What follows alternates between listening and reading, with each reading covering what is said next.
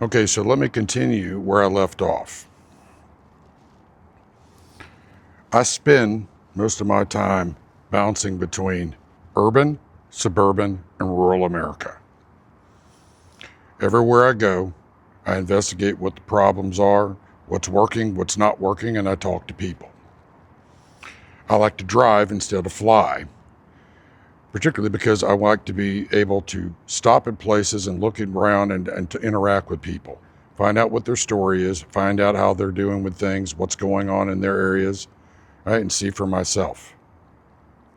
I expect every single person that's a leader, that's making decisions for any one of those or all of them, particularly in DC, whether you're in the bureaucracy, whether you're in Congress, or whether you're in the executive branch, to do the same thing.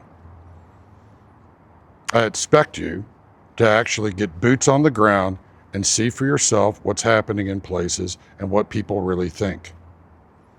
If you can't do that, you probably shouldn't be in positions of power, making decisions on things you have no idea about.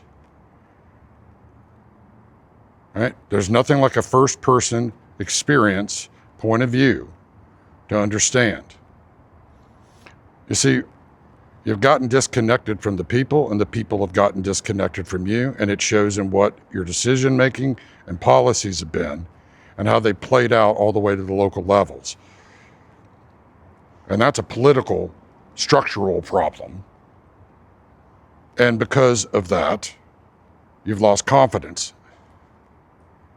Most people don't believe in the government at any level. And they have good reason to, because you have a lot of corruption throughout all of it. That's the other thing you're going to have to deal with. And if you're not willing to deal with that, well, I'm sorry, it's going to happen one way or another. So let me go back to urban, suburban, and rural. They all have overlapping problems, similar problems. They also have similar, how do I put this? Crimes, corruption, right? Maladies going on. They also have unique conditions and unique problems and issues. So you have to think about those things, and you have to be aware of those things when you're looking at the reality of the country and what we need to do to bring the pieces together and inspire people.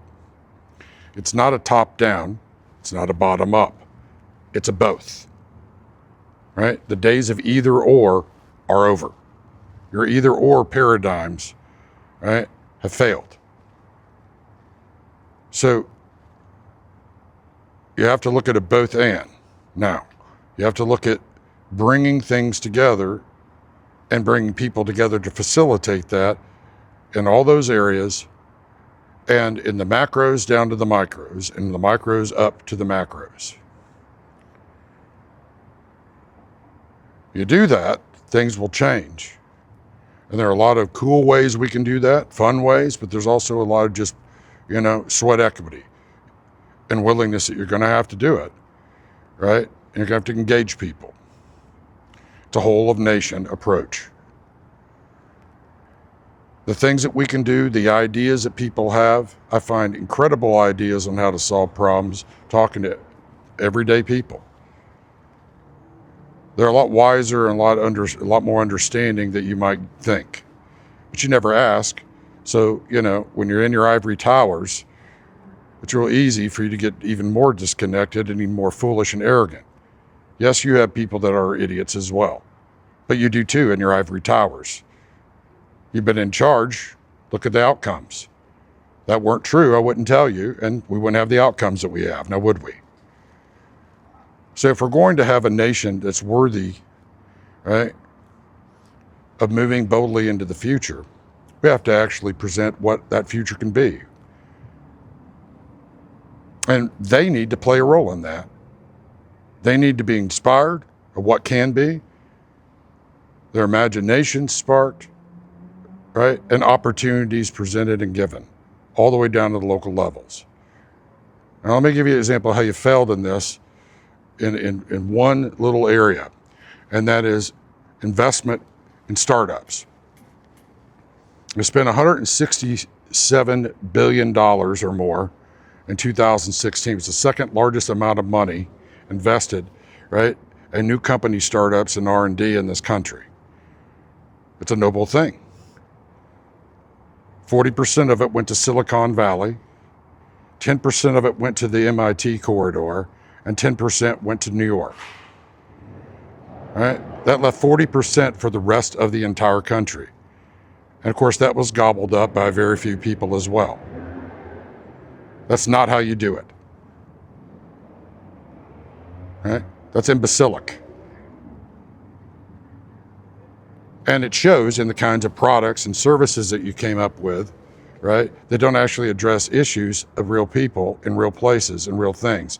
Now, people are like, oh, well, most of the people live in urban America. Actually, they live in urban, suburban America. You're absolutely right.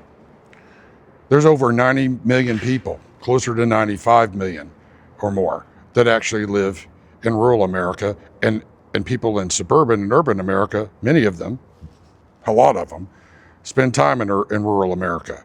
So ignoring that, right, and focusing everything on the major population centers alone is stupidity. Right? You live in a complex system of systems, right? The cities, right, the towns, right, urban, suburban, rural. All of those things have to be unified in your thinking. Again, that's another problem that we've had, as you've grown up in silos and thinking in silos, and you're very myopic and, quite honestly, linear, and you don't know how to put the pieces together on that stuff. And the people who do, right, you've either sidelined, you pushed out, right? You have completely mitigated, or you don't listen to. Now, if you don't understand what a complex system is, then you don't understand what happened yesterday when everything went down with a single point of failure, supposedly. Now, if you want to know what a single point of failure is, it means one thing can bring down an entire complex system. That's poor design. That's not adaptive. It's not resilient. It's actually terrible. It's terrible design from an architecture standpoint, right? And from a process and operational standpoint. Now, I can tell you what thinking went into that and why. I can tell you why, right? Because people clearly didn't understand complex systems. Right? So you better have some people that understand complex systems that can think in more polymathic ways across disciplines, right, to help you put the pieces together. That's been one of your biggest problems all along. Those are the people that you used to empower, inspire, right, and incentivize. You haven't done that in a long time. In fact, you waged war against them. Now all your systems are corrupted, and all your systems are in entropy. And that has massive cascade effects and amplifying effects across the totality of the whole. Right? So that's what I mean by you have to think differently. And not only do you have to think differently, you have to think smarter, more creatively, and better. Right? You got to be willing to hear people out. Don't tell them what they need. Ask them what they need at the local levels. They'll tell you because they know. Same thing in organizations. If you got problems in an organization, a company, one of the best things you can do as a leader is always have an established connection where you can go around your middle management to the bottom line basics, talk to the people at the bottom, right? Because that's the foundation of your organization. They'll tell you what's wrong. You create a culture where they always can do that, that'll hold the middle, right, accountable when they do what they typically do. And that middle management level always, right, tends to just cover their asses. They're status quo managerial types in many cases, right? But that's the layer that you need to actually raise your leaders out of. And you also need to realize that some of your best leaders are not going to be in that layer. They won't have gone to college for that layer. They're going to be the ones that rise up from the bottom all the way to the top with you. And those are the kinds of people that understand the totality of the whole thing, meaning they understand the micros and how it affects things. And as they grow, right, and they see how things fit together, right, they're gonna understand that, especially at an operational level. You also need to cross-train people. If people are more strategic-minded, you need to give them a tactical basis for understanding why that's important and vice versa. Right? That's not just, at the lower levels, that's also at the C-suite level, right? Leadership level. Same thing, whether you're in the public or private sector. You have to understand these things. You build better teams when you do that. They're more resilient, more creative, more adaptive, right? And they're better able, right, to handle things when there are problems that arise, and you'll have more optimized conditions to be able to handle those things and deal with them. You've gotten lazy, you've gotten complacent, and you've gotten complicit. It's riddling all your companies, your agencies, your institutions, departments of the government, and et cetera. So there are a lot of ways to use things that are already in place. If you don't know what you already have to work with, then you probably haven't done your due diligence. Right? So if you're tasked with problem solving, you always start with what you have. How can you use it better, use it differently, repurpose it, modify it, right? That's your basis, right? That's how true innovation, true problem solving, creativity, right? You have to think quickly. It has to become second nature to you, right? That's adaptive. It's also resilient. It also gives you a level of preparedness and confidence when things do go awry, as they will, right? That you can actually handle that. And it also builds confidence within your organization, wherever you are. And it also builds confidence in the people, in their government, and the leaders. The leaders have to be servant leaders. Right? Doesn't mean they don't make decisions, they base everything off of polls. It means that they interact, they know what the needs of the people are, and why they are the way they are, and they work with them. Right? You've become like a machine here. Right? This has to be much more organic and adaptive. Nothing is more complex systems than organic systems. You live in a world, a biosphere, that is a system of complex systems. So,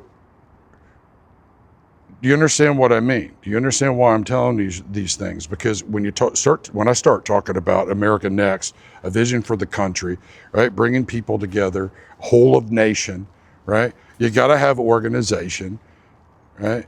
You got to have adaptivity. You've got to. There are certain things you have to have in place, and there are things that you have to have that are flexible, adaptive, right? You've got to be able to flex. You got to be able to listen to people, because they're going to help you, right, avoid a lot of problems otherwise you wouldn't know existed, and solve a lot of problems that you think you have that actually you have everything you need to actually solve them, and do it faster.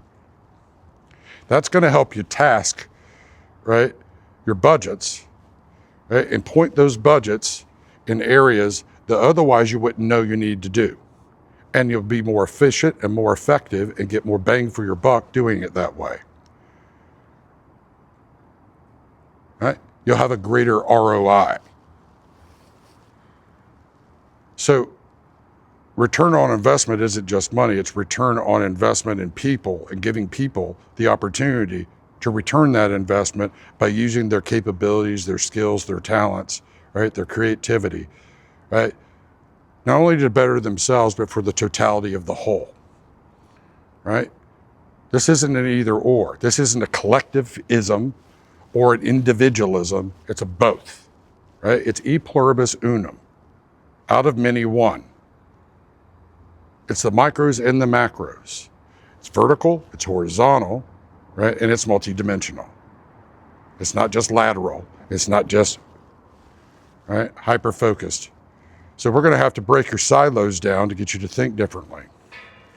And that means we're going to have to teach differently within the academy to get more cross-disciplinary thinking, working across a lot of different areas, right? And, it's not that people don't have a specialty, but they're going to have to understand that their specialty sits in a broader, bigger ecosystem of thought, of professions, right, and knowledge base. And we can do this. And there are all kinds of cool ways that we can do it to facilitate it, to facilitate it, that it will also be effective and efficient. Right? We can be creative, effective, and efficient, and also adaptive and resilient. So think about those things and why I said them that way.